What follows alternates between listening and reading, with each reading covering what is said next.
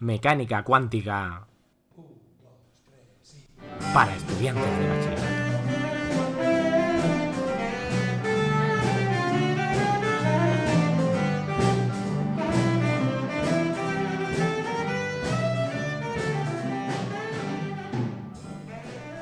El principio de indeterminación nos dice que las partículas cuánticas en su movimiento no siguen ninguna trayectoria bien definida. Ya hemos visto en el vídeo anterior que esto no supone un impedimento para hacer física como lo habíamos hecho hasta ahora.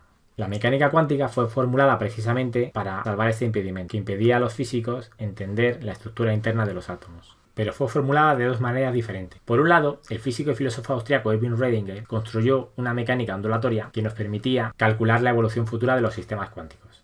Por otro lado, el físico y filósofo alemán Werner Heisenberg construyó una mecánica de matrices con el mismo objetivo. Posteriormente se pudo comprobar que ambas formulaciones de la mecánica cuántica eran equivalentes, daban lugar a las mismas predicciones. No fue nada fácil entender todo esto. Se trató de una teoría colectiva descomunal en la que fueron fundamentales las clarificaciones conceptuales que aportó el físico y filósofo danés Niels Bohr. Ya hemos visto en el vídeo anterior que el fotón en el experimento de Mach Zehnder tiene o no tiene unos observables bien definidos en función de cómo coloquemos los aparatos de medida. Si obstaculizamos el camino B, la propiedad del fotón de haberse transmitido o haberse reflejado en el primer espejo semirreflector toma un valor bien definido. Se manifiesta la naturaleza corpuscular de la luz. Pero si no lo obstaculizamos, entonces esa propiedad no toma ningún valor bien definido. Y, en cambio, la propiedad de a qué detector llega, si a D1 o a D2, sí que pasa a estar bien definida. Se manifiesta entonces la naturaleza ondulatoria de la luz. Todo esto lo entendemos hoy en día gracias al trabajo de Bohr, que llamó a este principio de complementariedad. Los observables físicos del fotón no son propiedades del fotón, sino del conjunto fotón más aparatos de medida. Y estos últimos son los que hacen que se manifiesten unas propiedades u otras. Por cuestiones pedagógicas, en este curso no vamos a introducir la mecánica cuántica ni mediante la formulación de Rödinger ni mediante la de Heisenberg. Lo vamos a hacer mediante una tercera formulación equivalente, la del físico norteamericano Richard Feynman, que en 1948 construyó la mecánica cuántica a su manera, en lo que hoy se conoce como la formulación de la integral de camino de Feynman. Vamos con ello. Supongamos que tenemos una partícula que parte de un origen que vamos a llamar O y queremos calcular la amplitud de probabilidad de que esa partícula llegue a el punto P. Está aquí. Lo que nos dice la regla de la suma de camino de Feynman es que esa amplitud de probabilidad de que la partícula llegue al punto P se calcula de la siguiente manera. Primero hay que calcular la amplitud de probabilidad de que la partícula vaya desde O hasta P siguiendo un camino concreto. Voy a llamar este camino A. Es decir, la amplitud de probabilidad de que la partícula llegue al punto P pero siguiendo el camino A. Después se calcula la amplitud de probabilidad de que la partícula llegue al punto P pero siguiendo el camino B. Después se calcula la amplitud de probabilidad de que la partícula llegue al punto P, pero siguiendo el camino C. Y se hace esto con todos los demás caminos posibles.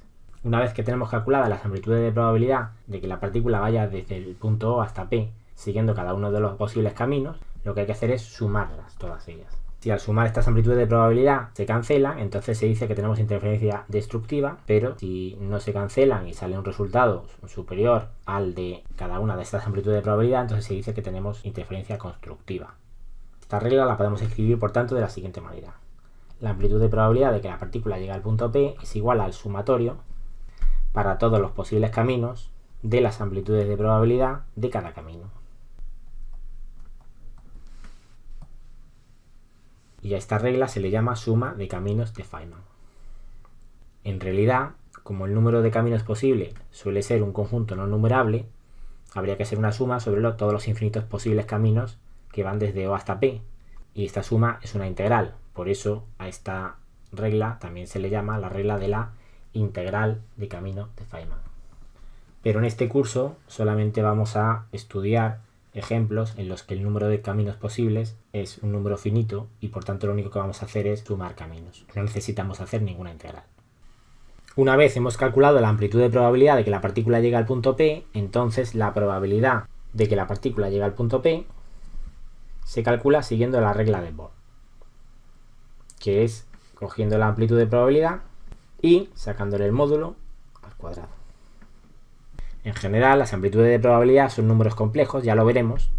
Hasta ahora en todos los ejemplos nos hemos encontrado con amplitudes de probabilidad que son números reales y por tanto lo único que hay que hacer es elevarlas al cuadrado para calcular la probabilidad.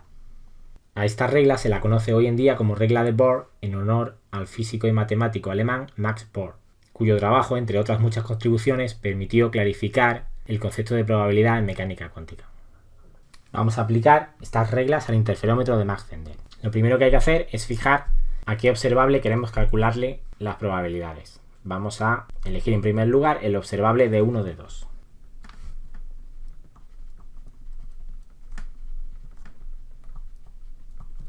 Es decir, vamos a calcular las probabilidades de que el fotón llegue al detector de 1 y de que el fotón llegue al detector de 2. Esta elección del observable es lo que se denomina elección de Heisenberg, ya lo hemos explicado en un vídeo anterior.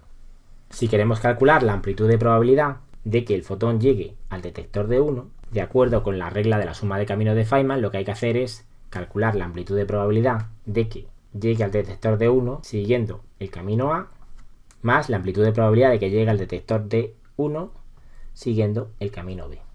Y eso es lo que vamos a hacer. Vamos a pintar el camino A de azul y el camino B de rojo.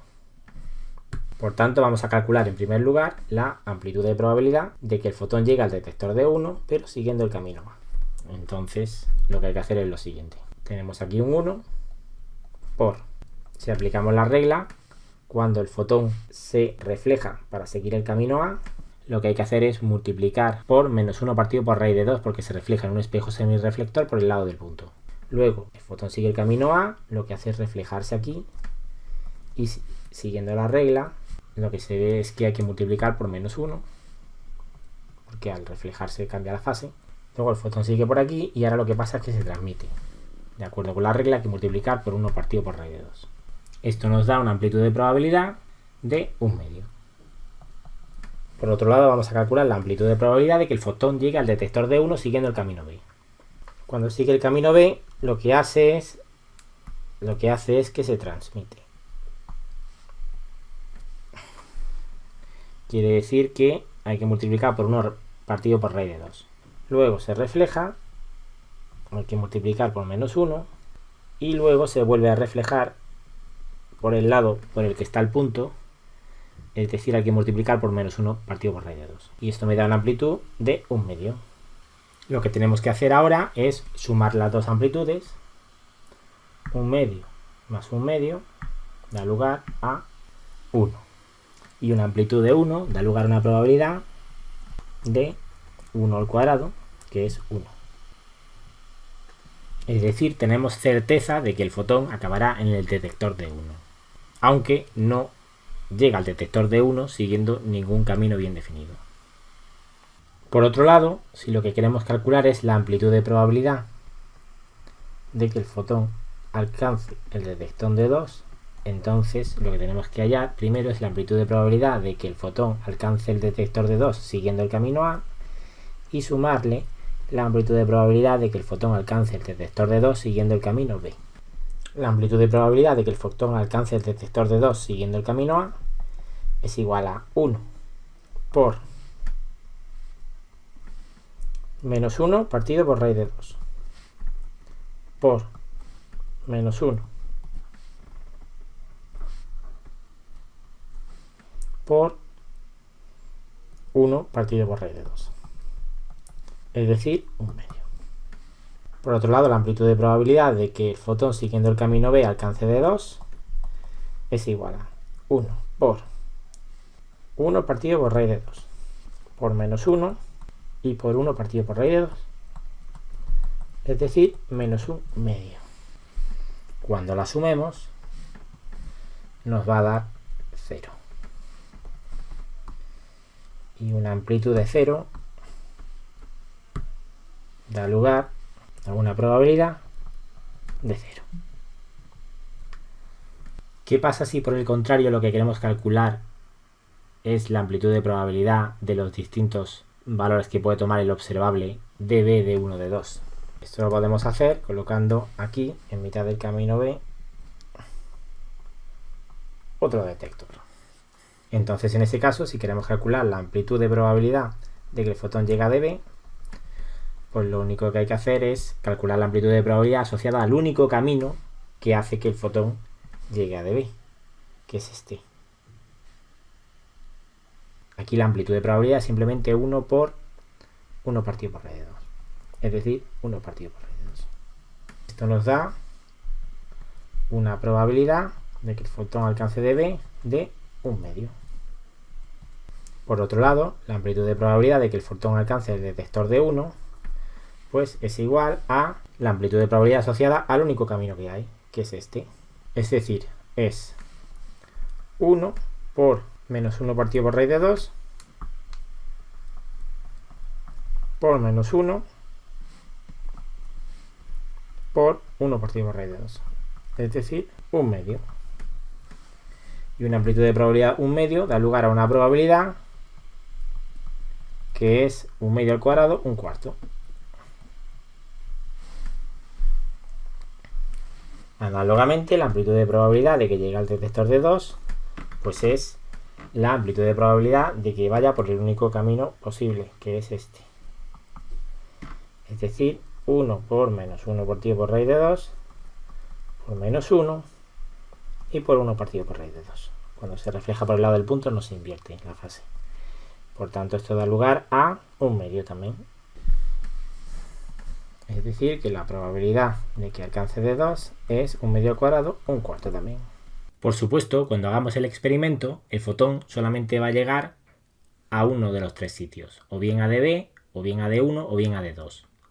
Y a esta elección, que no está en manos del experimentador, sino que es la naturaleza la que elige, se la conoce como elección de Dirac, en honor al físico y matemático británico Paul Dirac, que fue otro de los científicos que contribuyó de una forma fundamental al desarrollo de la mecánica cuántica.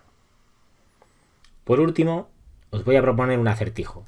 Supongamos que tenemos dos cajas completamente cerradas, aunque tienen tapones que permiten que se puedan abrir.